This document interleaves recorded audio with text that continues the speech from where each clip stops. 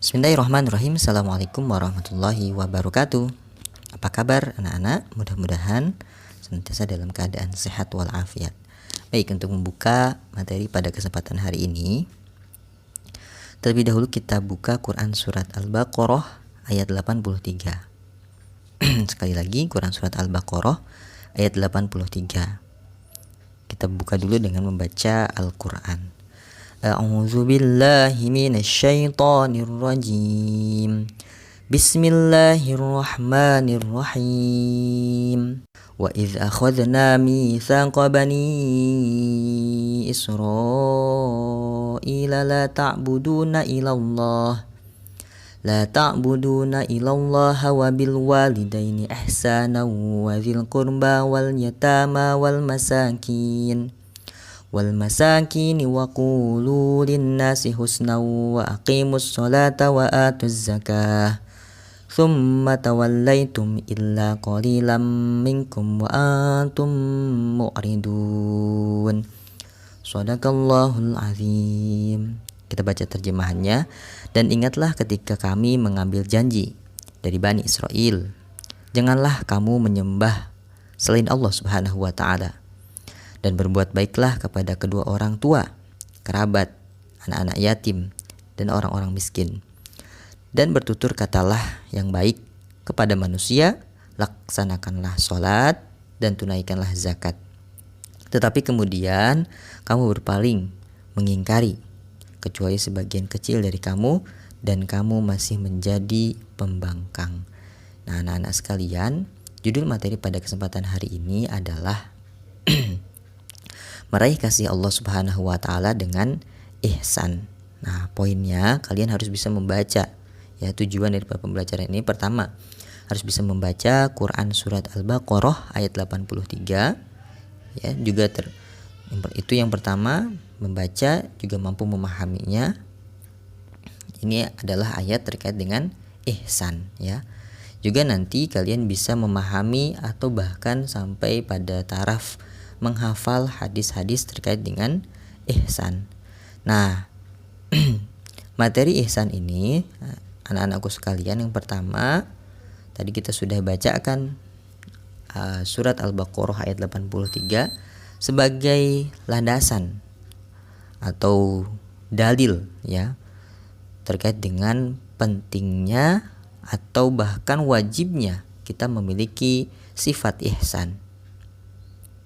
Nah, anak-anakku sekalian, itu tugas pertama adalah kalian tulis, juga kalian voice note kan seperti biasa Quran Surat Al-Baqarah ayat 83 beserta dengan terjemahannya. Nah, baik, kita masuk kepada materi, ya. Yang pertama harus kita ketahui apa itu ihsan. Ihsan itu apa sebenarnya, ya? Secara pengertian ataupun bahkan secara bahasa sebelum kita masuk ke pengertian. Anak-anak sekalian, kalau bicara ihsan dari sisi bahasa, ihsan itu berasal dari kata kerja hasuna yahsunu hasanan, yang artinya adalah baik. Sekali lagi, secara bahasa, ihsan itu adalah berasal dari kata kerja hasuna yahsunu hasanan, artinya baik. Kemudian mendapat tambahan hamzah di depannya menjadi ahsana yuhsinu ihsanan, artinya memperbaiki atau berbuat baik. Nah, ketika kita bicara secara bahasa, maka ihsan itu adalah memperbaiki atau berbuat baik. Adapun ketika kita bicara ihsan dari sisi istilah, maka pada umumnya diberi pengertian, ya, sebagaimana kutipan percakapan Nabi Muhammad SAW dengan malaikat Jibril. Ketika malaikat Jibril bertanya kepada baginda Nabi Muhammad SAW, maka waktu itu Rasulullah SAW menjawab ketika malaikat Jibril bertanya, apa itu ihsan? Kata Rasulullah SAW, ihsan itu kamu beribadah kepada Allah seolah-olah kamu melihatnya. Jika kamu tidak mampu melihatnya, maka kamu sesungguhnya dilihat oleh Ia. Atau bahasa lainnya, jika kamu tidak melihatnya, maka sesungguhnya ia melihatmu. Nah, jadi itu ya, secara istilah bahwa kemudian ihsan itu adalah kita beribadah kepada Allah seolah kita bisa melihat Allah. Jika kita tidak bisa melihatnya, memang kita tidak akan pernah bisa melihatnya ya. Maka yakinlah bahwa sesungguhnya Allah melihat ibadah yang kita lakukan. Nah, maka kalau kita simpulkan, ihsan itu adalah menyembah Allah Subhanahu wa taala seolah-olah kita melihatnya, dan jika kita tidak mampu membayangkan atau melihatnya, maka membayangkan bahwa sesungguhnya Allah Subhanahu wa taala melihat perbuatan kita. Maka dengan kata lain, ihsan adalah beribadah dengan ikhlas ya. Baik yang berupa ibadah khusus seperti sholat dan sejenisnya, maupun ibadah umum ya. Seperti aktivitas sosial, membantu orang tua, bersedekah, bekerja, belajar ya. Maka orang yang memiliki sifat ihsan itu ketika dia belajar, dia akan sungguh-sungguh ya. Walaupun kemudian tidak ada yang melihat ya, tidak ada manusia maksudnya yang melihat aktivitas dia, tapi dia sungguh-sungguh ya. Ketika misalnya di Zoom, dia berani kameranya dihidupkan ya, videonya dihidupkan ya. Kalaupun misalnya sedang ada halangan sehingga kemudian videonya tidak dihidupkan, tapi dia mendengarkan. Nah, itu orang yang ihsan itu begitu, bersungguh-sungguh ya. Juga poinnya adalah ikhlas. Setiap ibadahnya bukan untuk yang lain, hanya karena Allah Subhanahu wa taala. Ya, pentingnya adalah begini anak-anakku sekalian. Kalau kita misalnya bekerja di sebuah perusahaan dan bos kita itu memantau kita, apakah mungkin kita akan bekerja leha-leha? Tentu kita akan bekerja sungguh-sungguh ya, akan bekerja fokus sungguh-sungguh dengan penuh semangat dan bertanggung jawab. Betul? Nah, maka orang yang memiliki sifat ihsan ini merasa diawasi oleh Allah Subhanahu wa taala. Dia kemudian mampu membayangkan bahwa Allah itu melihat setiap aktivitasnya, maka dia kemudian akan bersungguh-sungguh ketika menjalankan apa yang kemudian Allah perintahkan dan menjauhi apa yang Allah larang. Jadi tidak hanya taat ketika banyak orang, tapi taatnya juga dalam saat sepi, saat tidak ada orang yang melihatnya. Nah, itulah kemudian poin penting daripada ihsan. Maka tugas kedua, coba kalian definisikan ihsan ya, definisikan ihsan. Apa itu ihsan menurut pendapat kalian ya. Jadi sudah ada 2 tugasnya. Tadi memvoice notekan, juga menulis Quran surat Al-Baqarah ayat 83 beserta dengan terjemahannya. Yang kedua, definisikan ihsan berdasarkan apa yang kemudian kalian fahami ya. Nah, jadi ihsan itu tadi pada intinya adalah bersungguh-sungguh ketika ibadah. Dan teman-teman semua, ibadah itu bukan hanya kepada Allah saja. Maksudnya kalau ibadah mahdoh itu langsung berhubungan dengan Allah, tapi ada juga ibadah ghairu mahdoh ya, ibadah yang tidak langsung kepada Allah. Ibadah kita ya, ibadah dari aktivitas kita dengan sesama manusia atau dengan sesama makhluk Allah, seperti pada binatang ya. Itu aktivitas ihsan kepada selain daripada Allah Subhanahu wa taala. Nah, maka orang yang ihsan itu juga akan berbuat baik kepada orang tuanya ya. Dia akan berbuat baik kepada kerabat karibnya. Dia juga akan berbuat baik kepada anak yatim. Sebagaimana tadi di dalam Al-Qur'an disebutkan, di dalam Quran surat Al-Baqarah ayat 83 disebutkan. Juga berbuat baik ya, ihsan kepada fakir miskin. Juga berbuat baik ihsan kepada tetangga ya. Juga ihsan kepada tamu kalau ada tamu ya.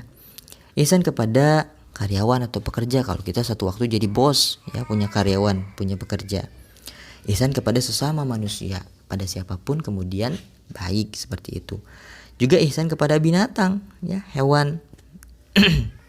Nah, juga ihsan kepada alam sekitar. Teman-teman semua, kalau kita tidak memiliki sifat ihsan, maka apa yang terjadi? Yang terjadi adalah kelak akan terjadi kerusakan. Salah satu contohnya kita bisa ambil misalnya di Kalimantan.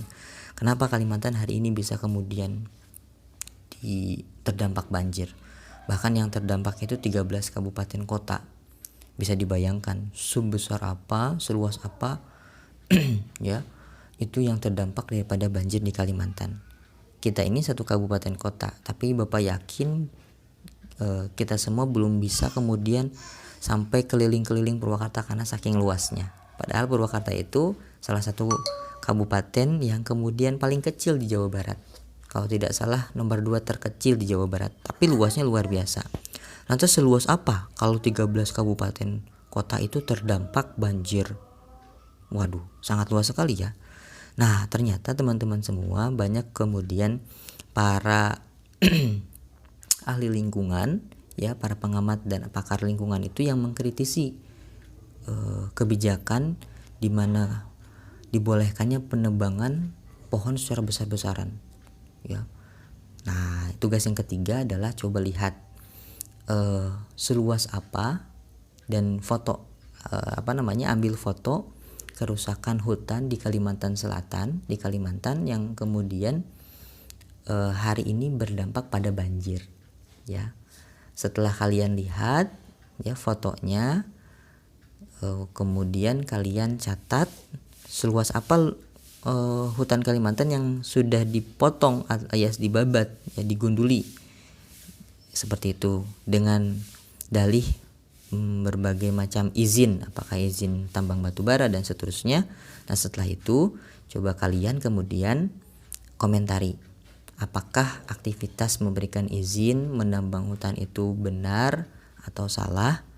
Itu terserah kalian. Ketika kalian sudah membaca, yang penting kalian sudah baca beritanya, sudah baca informasinya, kalian simpulkan apakah pemberian izin untuk menebang hutan besar-besaran itu menurut kalian benar atau salah. Seperti itu. Apakah memang juga banjir itu salah satu faktor yang menyebabkannya adalah penebangan hutan atau hanya sekedar curah hujan yang tinggi. Nah, kalian simpulkan. Jadi tugas ketiga adalah kemudian kalian komentari terkait dengan